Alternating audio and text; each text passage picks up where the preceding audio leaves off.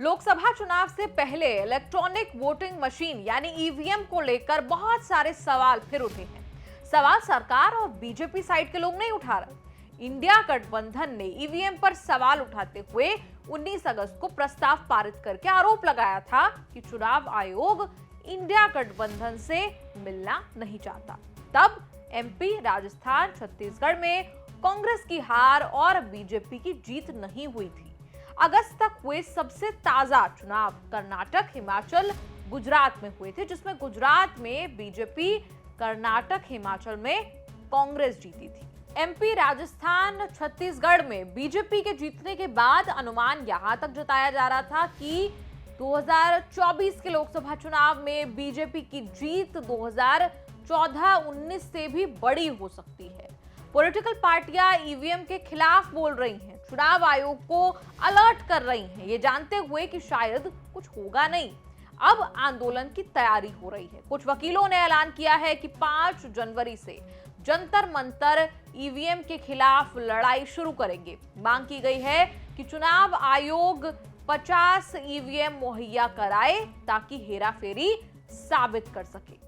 उसको इतनी गहराई से समझ पा रहे हो सकता है कुछ लोग नहीं भी समझ पा रहे हो, पर इसमें कोई शक नहीं है कि ये 2024 का जो चुनाव है, अगर ये चुनाव ईवीएम से हुआ उसके बाद कुछ बचना नहीं।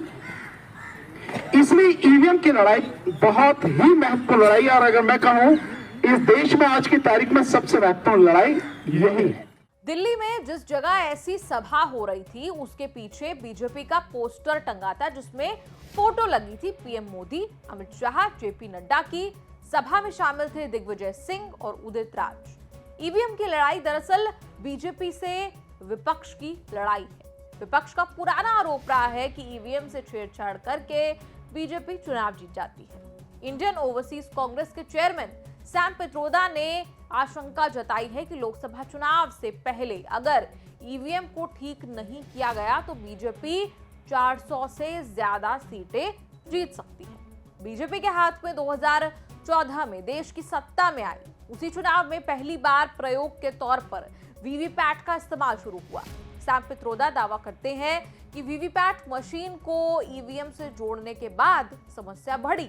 वीवीपैट हार्डवेयर और सॉफ्टवेयर से मिलकर बनी डिवाइस है जो एसएलयू से जुड़ती है। एसएलयू कनेक्टर ही वीवीपैट में दिखाता है कि किस बटन से वोट किस पार्टी को जाएगा। सैम का दावा है कि इसे वोटिंग से पहले प्रोग्राम किया जाता है। एसएलयू से जुड़ने के बाद ईवीएम स्टैंड अलोन मशीन नहीं रह जाती है। The answer is yes, mainly because of the way VVPAD is introduced, attached, working, and it makes electronic voting machine not a standalone machine. Indian express की रिपोर्ट के मुताबिक 23 अगस्त को चुनाव आयोग ने अपनी वेबसाइट www.eci.gov.in के FAQ पेज को अपडेट किया था। पहले से अपलोड 39 के मुकाबले 76 सवालों के जवाब दिए। ईवीएम बनाने वाली कंपनियों भारत इलेक्ट्रॉनिक्स लिमिटेड और electronics corporation of India limited की ओर से गोपनीय सॉफ्टवेयर को विदेशी चिप निर्माताओं के साथ शेयर किया जा सकता है। इसके सवाल के जवाब में चुनाव आयोग ने कहा कि माइक्रो कंट्रोलर में फर्मवेयर प्रोग्राम लोड करने में कोई भी देशी या विदेशी बाहरी एजेंसी शामिल नहीं है। वीवीपैट यानी voter verifiable paper audit trail पर चुनाव आयोग ने कहा कि इसमें 2 तरह की मेमोरी होती है। एक जहां प्रोग्राम इंस्ट्रक्शंस माइक्रो कंट्रोलर्स के लिए रखी जाती है, जिसे केवल एक बार प्रोग्राम किया जा सकता है। दूसरी वो जहां ग्राफिकल इमेज स्टोर की जाती है, वो जगह जहां पर उम्मीदवारों या उनके प्रतिनिधियों की उपस्थिति में उम्मीदवारों के सिंबल लोड किए जाते हैं। नई सफाई में भी चुनाव आयोग इस लाइन पर बरकरार है कि ईवीएम केंद्र सरकार के पीएसयू बनाते हैं।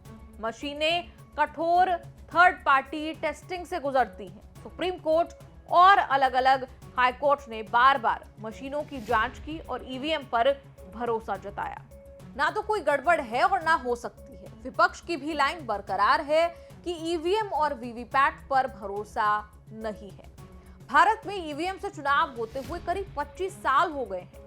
ईवीएम से चुनाव वाली सोच पर 1977 में काम शुरू हुआ था। सरकारी PSU electronics corporation of India limited ने ईवीएम डिजाइन और डेवलप करना शुरू किया।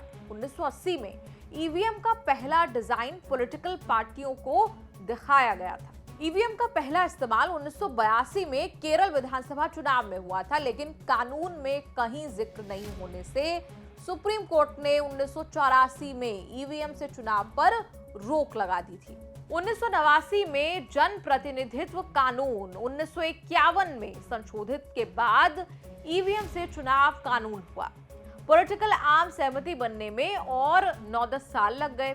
पहली बार 1998 में मध्य प्रदेश, राजस्थान और दिल्ली की 25 सीटों पर ईवीएम से चुनाव हुए। चुनाव आयोग के डेटा के मुताबिक 2000 के बाद से सभी चुनावों में ईवीएम का उपयोग किया गया है। 4 लोकसभा और 122 राज्य विधानसभाओं के चुनावों में ईवीएम पर 300 करोड़ से ज्यादा वोट डाले जा चुके हैं। ईवीएम पर बहुत मंथन, चर्चा और सहमति बने, लेकिन सवाल और आरोप खत्म नहीं होते। 2014 से बीजेपी के सत्ता में आने और लगातार चुनाव जीतने के बाद सवाल, आरोप और बड़े बनते गए। कंट्रोल यूनिट और बैलेटिंग यूनिट यानी इन 2 यूनिट से एक ईवीएम तैयार होती है। दोनों यूनिट जुड़ी होती हैं करीब 5 मीटर लंबी केबल से। तीसरी यूनिट जुड़ी वीवीपैट मशीन से। नया झमेला इसी वीवीपैट मशीन को लेकर है। 2010 में ईवीएम इस्तेमाल पर पॉलिटिकल पार्टियों ने सहमति जताई, लेकिन और ज्यादा पारदर्शिता सिस्टम के लिए वीवीपैट का आइडिया आया। जब वोट डाला जाता है तो वीवीपैट प्रिंटर पर एक पर्ची प्रिंट होती है जिसमें उम्मीदवार का सीरियल नंबर, नाम और सिंबल होता है। पर्ची कटकर वीवीपैट के सीलबंद ड्रॉप बॉक्स में गिर जाती है। 2014 के लोकसभा चुनाव में पहली बार 8 सीटों पर वीवीपैट का इस्तेमाल हुआ था। अब सारे चुनाव में होता है। ईवीएम पर सवाल उठाने पर चुनाव आयोग ने हैक करने की चैलेंज भी दिया था, लेकिन ऐसा करने कोई आया नहीं। इस पूरी रिपोर्ट पर आपकी क्या राय है, कमेंट्स में लिखकर जरूर बताएं और देखते रहिए न्यूज़ तक।